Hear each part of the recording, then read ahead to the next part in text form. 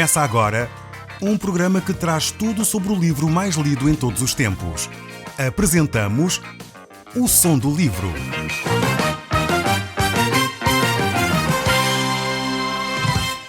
Seja muito bem-vindo. Neste podcast vai encontrar o livro mais conhecido e lido em todo o mundo.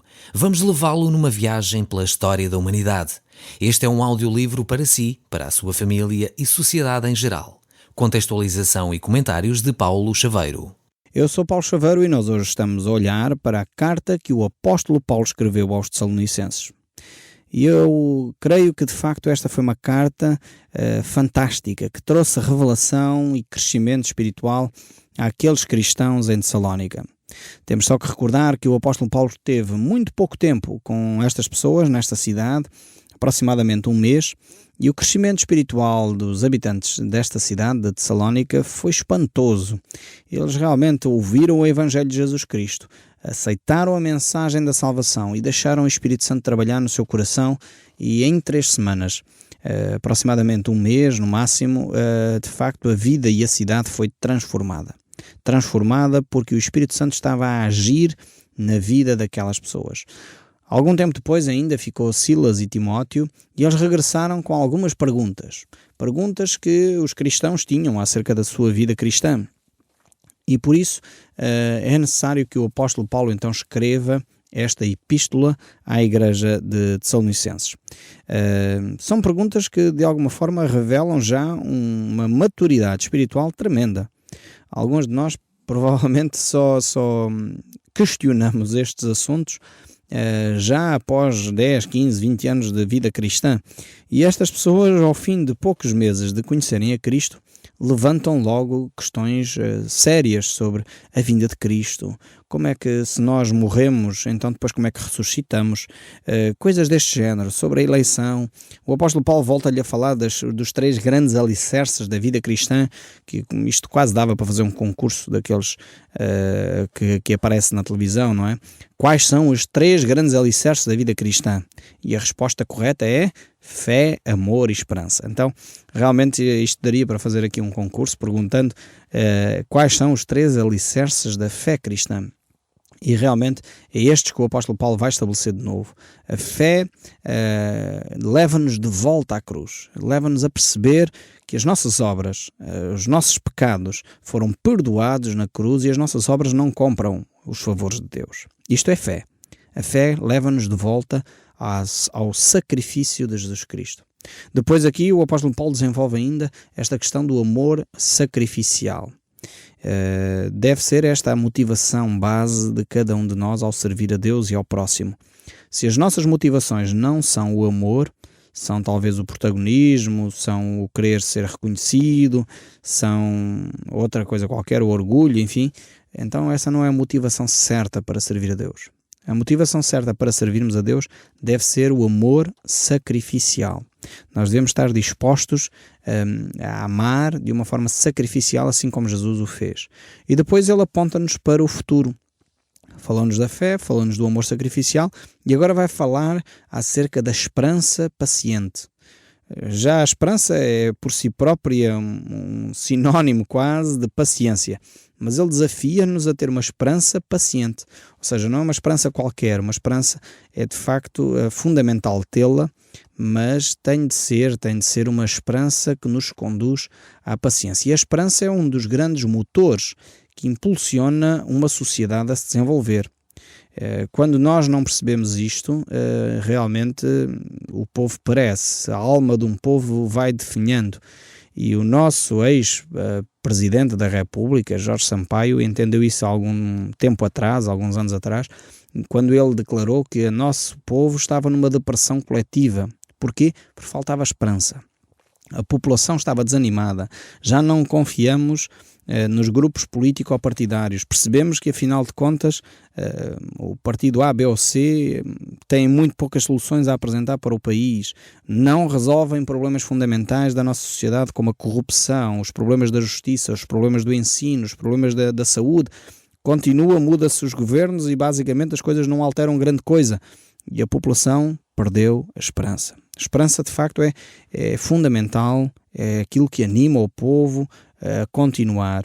o grande líder Martin Luther King, que se tornou um mártir pela liberdade e pelos direitos da liberdade do homem, por causa da opressão racista que havia nos anos 60 nos Estados Unidos, ele fez de facto uma declaração tremenda. Martin Luther King disse: tudo o que é feito no mundo é feito pela esperança. E ele ainda afirma uma outra verdade interessantíssima. Esta primeira eu vou repetir: tudo o que é feito no mundo é feito pela esperança. Realmente quando há esperança, as pessoas apostam, são desafiadas, assumem às vezes desafios que nunca foram antes imaginados. Porquê? Porque estão esperançosos, têm esta convicção profunda que vem de dentro da alma. Depois ele ainda tem uma outra afirmação muito, muito curiosa. Ele diz: não há remédio como a esperança.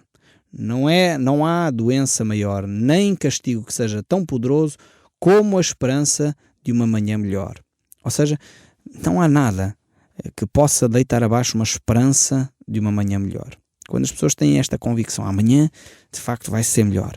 E esta esperança está no nosso interior. Vale a pena lutar. Hoje vale a pena ir para o trabalho. Hoje vale a pena fazer este sacrifício. Hoje vale a pena trabalhar desta maneira tão afincada, porque o amanhã será melhor. Quando nós temos esta esperança no nosso íntimo, realmente ela transforma o nosso dia-a-dia. Numa noite ou numa manhã cinzenta e num dia radiante de sol. E isto realmente move-nos para agir.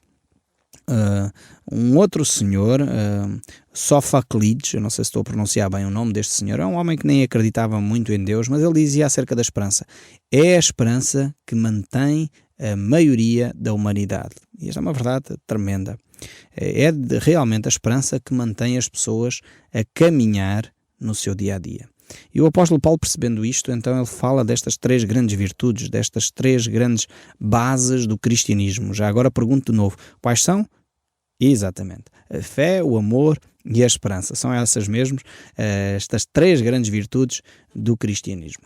E então ele desafia estes cristãos a viver desta forma, percebendo que esta esperança é o ânimo para nós continuarmos. Os crentes estavam a ser mortos, presos, por causa da sua fé cristã. E o apóstolo Paulo desafia-os então a perceber que a esperança deve ser colocada não nas circunstâncias, mas naquele que é o autor da nossa fé, que é Jesus Cristo. Ele um dia realmente vai tratar deste assunto, porque a nossa vida não se limita aos nossos dias aqui na Terra.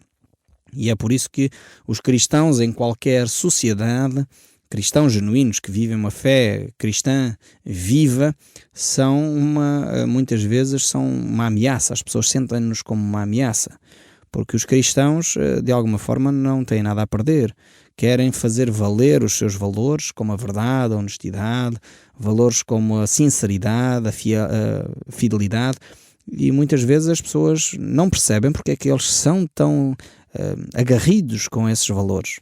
E por isso ficam assustadas. Porque é que estas pessoas lutam tanto para que a verdade seja estabelecida? Porque é que estas pessoas lutam tanto para que valores como o amor vinguem na sociedade?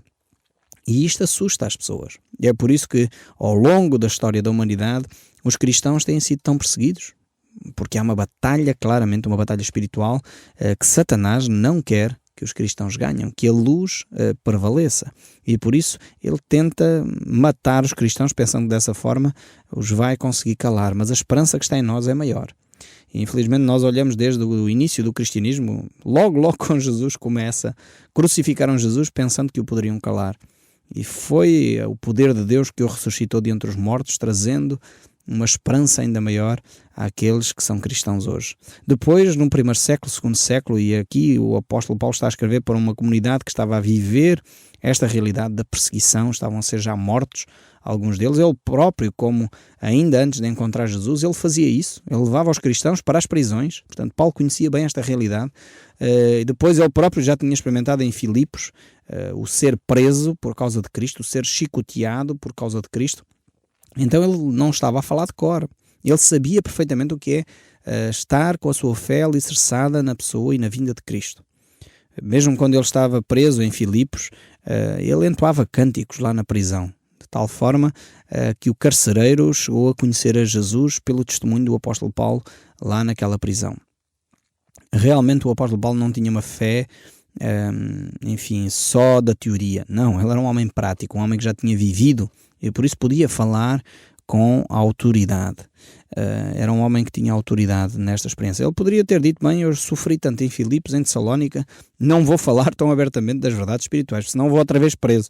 Mas não. A esperança que ele tinha, ele disse, não, eu tenho de continuar a falar estas verdades. Aliás, o apóstolo Paulo tem uma expressão interessante que ele dizia, o amor de Cristo me constrange.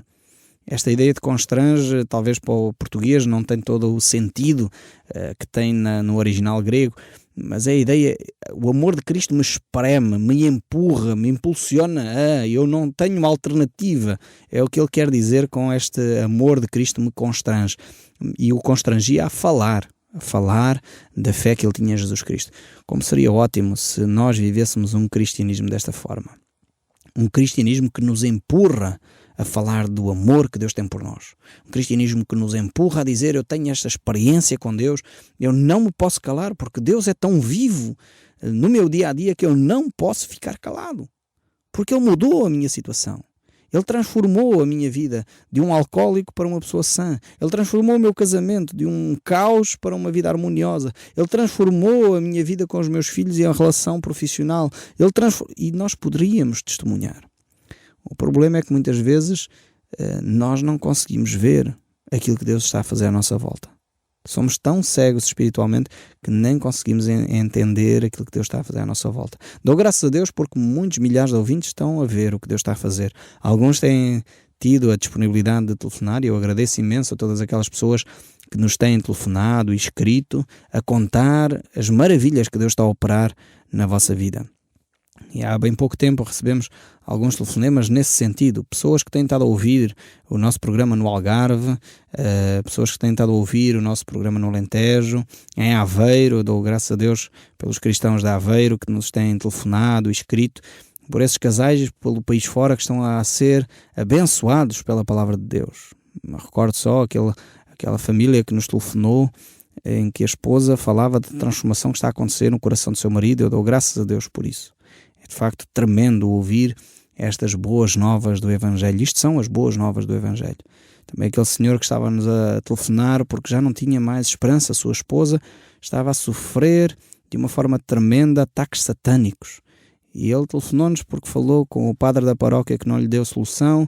Já estava constantemente a ir a psiquiatras e os psiquiatras não conseguem resolver a sua situação.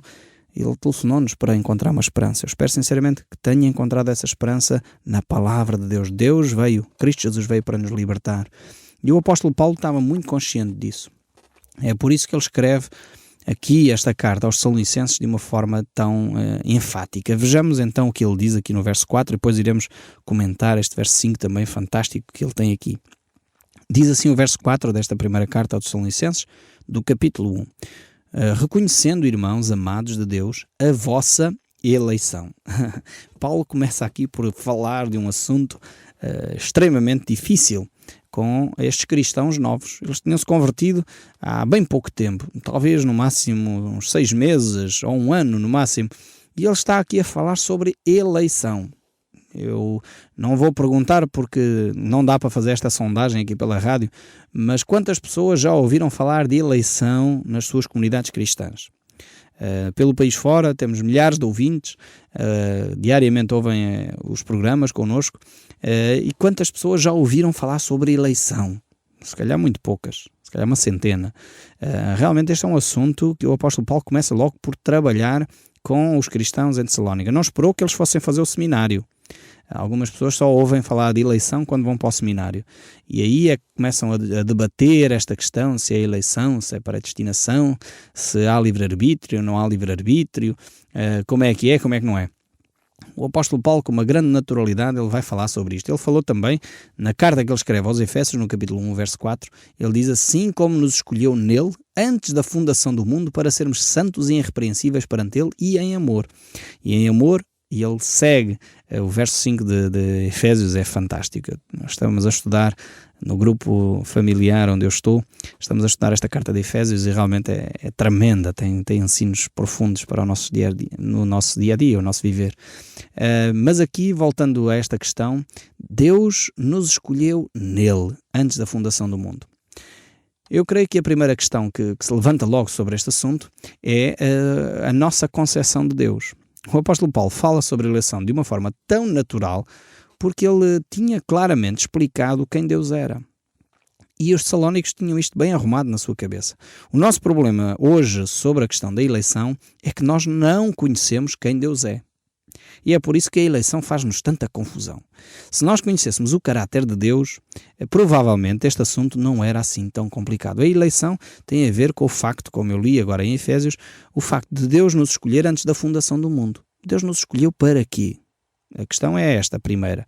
Nos escolheu para ser santos e irrepreensíveis. E Ele escolheu a todos nós para sermos dessa forma. E depois temos que entender que Deus não escolhe porque está bem disposto.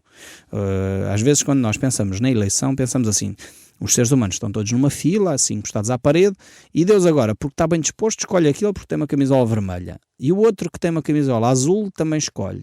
Mas aquele ali que tem uma camisola cor-de-rosa, já não gosto muito. E o outro que tem uma camisola verde, então, esse não fica nada bem.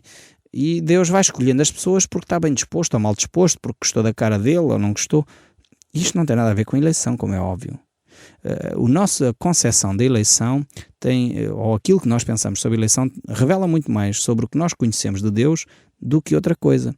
Porque se nós percebemos que Deus é justo, que Deus é amor, que Deus não faz acepção de pessoas, que Deus não quer que nenhum homem se perca, mas que todos cheguem ao arrependimento, provavelmente nós iríamos perceber que aqui a questão da eleição não é uma escolha aleatória de Deus porque Ele acordou bem disposto naquele dia, mas tem a ver com um amor profundo que Deus tem para com a humanidade e com o desejo que Deus tem de se relacionar com o ser humano.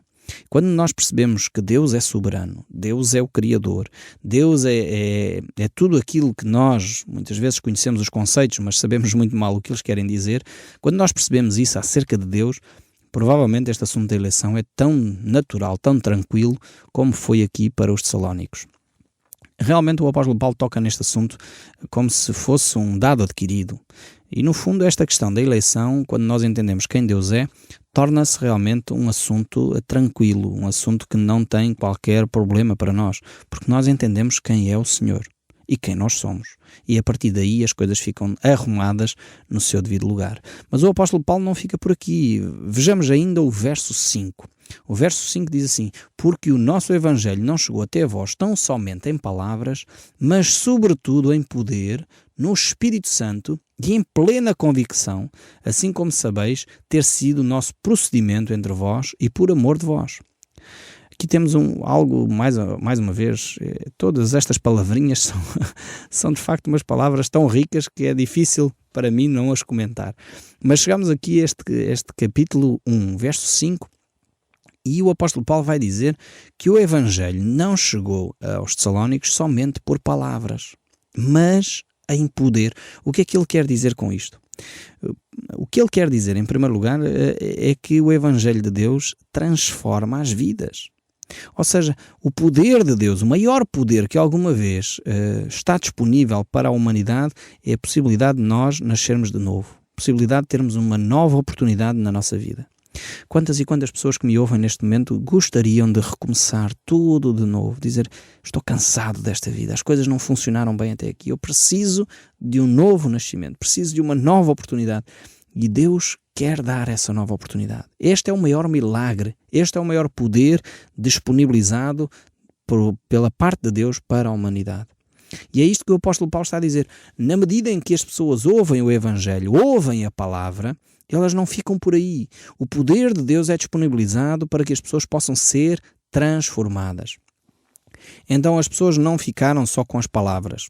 O tempo que nós passamos aqui a explicar o Evangelho, a explicar a Bíblia, poderiam ser palavras ocas, que não chegam a lado nenhum. Se elas não transformam a vida das pessoas, se ela não tem poder para mudar as circunstâncias em que você está a viver, são palavras ocas. Mas o apóstolo Paulo diz: o Evangelho não foi anunciado somente com palavras, mas com poder. E o poder revela-se na medida em que as pessoas são transformadas. E o Espírito de Deus tem usado de facto esta palavra de Deus que é anunciada na rádio, desde o norte ao sul do nosso país, onde milhares de ouvintes têm experimentado não só palavras, mas poder de Deus. Lembro-me daquele caso de uma pessoa que encontrei na rua e ela veio ter comigo, percebeu que eu era o Paulo Chaveiro porque alguém tinha anunciado o meu nome, e essa pessoa veio dizer: eu gostaria muito de lhe agradecer. Eu sei que não é você que faz isso, é Deus, mas eu gostaria muito de lhe agradecer porque o meu pai tem ouvido a palavra de Deus e agora é um homem diferente. Isto é poder, não tem a ver comigo, Paulo Chaveiro, não tem a ver com o facto de ser eu a apresentar. Se fosse outra pessoa a apresentar este programa, provavelmente o poder de Deus era disponibilizado da mesma maneira, porque é o poder de Deus e não tem a ver comigo. Eu fico grato a Deus por poder ser cooperador com Ele nestes milagres, nestas maravilhas. Este é o poder de Deus que transforma realmente as vidas. E quando o Evangelho de Jesus Cristo é anunciado desta forma, quando o Evangelho de Jesus Cristo traz transformação à vida das pessoas, então é aqui que está o poder de Deus. E o apóstolo Paulo percebeu isto. Não foi somente em palavras, não foi somente uma filosofia nova que se apresentou, não foi somente uma nova religião que se traz, não é somente um discurso engraçado e bonito. Não, tem a ver com vidas que mudam, situações concretas que se alteram, e elas alteram-se com base no poder do Espírito Santo. E é nessa plena convicção, é nesse procedimento, é nesse andar que de facto os Tessalonicenses experimentaram. E eu sei que o nosso país tem vindo a experimentar. Eu fico grato a Deus por aquilo que cada um de vós está a experimentar. Não é a religião que dá este poder, não é uma pessoa que dá este poder, não é ninguém que possa fazer isto, é o próprio Senhor Jesus Cristo que age. Jesus deixou esse expresso muito claramente nas suas escrituras, quando ele diz: mas eu vos digo a verdade, convém-vos que eu vá, porque se eu não for, o Consolador não virá para vós outros. Se porém eu for, eu vos-lo enviarei. Quando ele vier, convencerá o mundo do pecado, da justiça e do juízo. Este é o poder de Deus. É o próprio Deus em espírito que habita em nós e está disponível para cada um de nós podermos abraçar. Depende de cada um de nós dizer: Senhor, eu me arrependo do meu pecado, eu quero entregar a minha vida nas tuas mãos e eu permito que a tua ação esteja presente no meu dia-a-dia. Eu quero obedecer à tua palavra. Quando nós fazemos esta oração a Deus, o poder de Deus vem sobre nós, transformando as coisas que vão acontecendo. E há 3 coisinhas que nós devemos fazer para continuar a experimentar esse poder. Uma é começar a orar. A segunda é começar a ler mais e mais a Bíblia para conhecer melhor a vontade de Deus. E a terceira é encontrar uma comunidade onde eu me integro e onde é ensinada a Bíblia com toda a propriedade. O Som do Livro, uma produção da Rádio Transmundial de Portugal.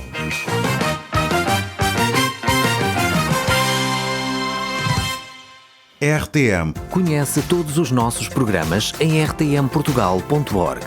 Uma produção da Rádio Transmundial de Portugal.